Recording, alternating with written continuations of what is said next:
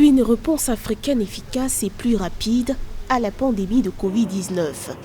La question était à l'ordre du jour de la 3e téléconférence de suivi du Bureau des chefs d'État et de gouvernement de l'Union africaine, tenue vendredi 3 avril 2020. Une réunion de haut niveau convoquée par le président en exercice de l'UA, le chef de l'État sud-africain Cyril Ramaphosa.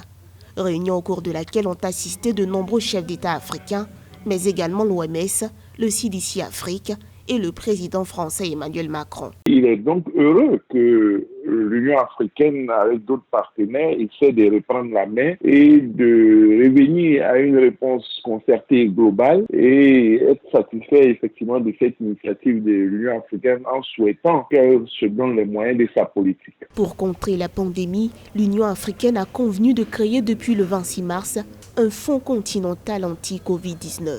Fonds qui devrait être alimenté à hauteur de 17 millions de dollars par ses pays membres, dont 4,5 millions de dollars pour renforcer les capacités du CDC Afrique, son agence spécialisée, qui suit de très près l'évolution de la pandémie sur le continent. Vu les limites des pays et l'augmentation rapide des cas de contamination, le bureau encourage fortement à ouvrir des couloirs commerciaux et de transport humanitaire. Oui, il faudra beaucoup plus de moyens. Aujourd'hui, tout le monde s'inquiète pour l'Afrique parce qu'on voit ce qui se passe en Europe. C'est réalisable puisque les frontières ont été fermées au déplacement des personnes. Les frontières n'ont pas été fermées au déplacement des biens et des marchandises. Donc, le terrain est disponible pour cela, pour réaliser un couloir humanitaire en faveur des médicaments, en faveur des vivres. Il ne faut pas rendre la chaîne d'approvisionnement des pays à ce niveau-là. Cette solution prometteuse permettra donc facilement et avec beaucoup plus de précautions les fournitures de matériel médicaux sur le continent